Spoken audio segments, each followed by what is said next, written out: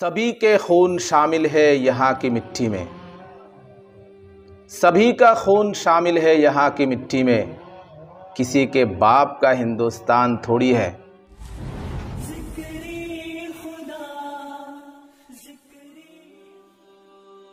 दोस्तों, आज मैं उर्दू में बात करने वाला हूँ ताकि जो पैगाम मैं देने जा रहा हूँ वो पैगाम सिर्फ़ हिंदुस्तान पर ही नहीं, पूरी दुनिया में ये पैगाम फैल जाए और वो हमारे इस पैगाम को समझ पाए।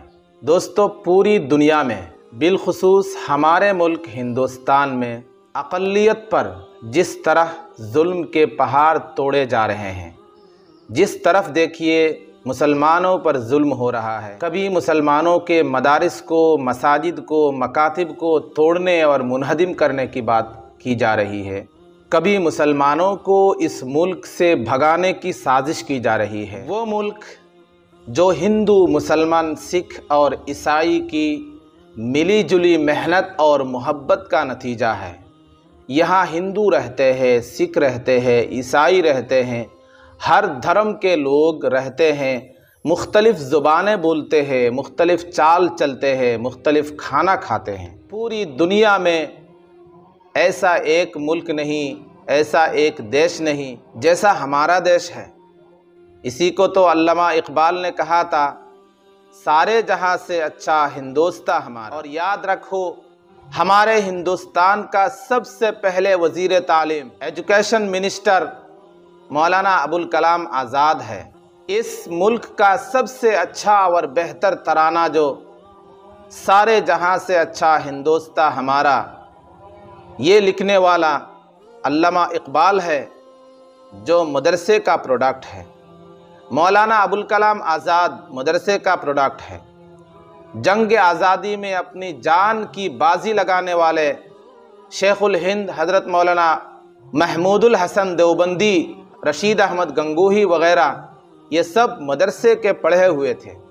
आप मदरसे को तोड़ने की बात करते हैं। इस मदारिस वाले ने सबसे पहले अंग्रेज़ के ख़िलाफ़ जंग किया, सबसे पहले अपनी जान को उनके सामने पेश किया।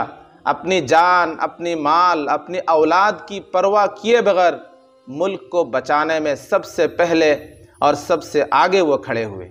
आपको मालूम होना चाहिए, हिंदुस्तान की आज़ादी के वक्त जब इन मदारिस वाले अंग्रेज़ के ख़िलाफ़ लड़ रहे थे, उस वक्त तुम्हारा वजूद नहीं था, उस वक्त तुम्हारा नाम और निशान नहीं था। मैं आपको एक छोटा सा वाक़या बताता हूँ।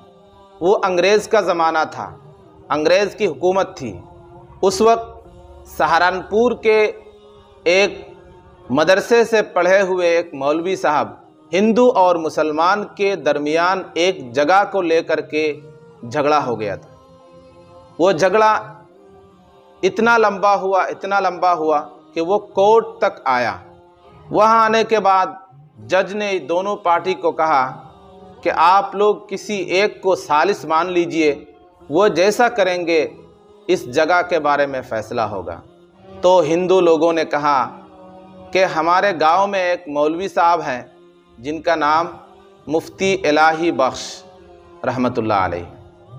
तो मुसलमान दिल दिल में इतना खुश हुए कि मुफ्ती इलाही बख्श रहमतुल्लाह अलैह तो हमारे ही आदमी हैं, तो हमारे हक़ में फ़ैसला करेंगे, जो भी कहेंगे हमारे हक़ में कहेंगे।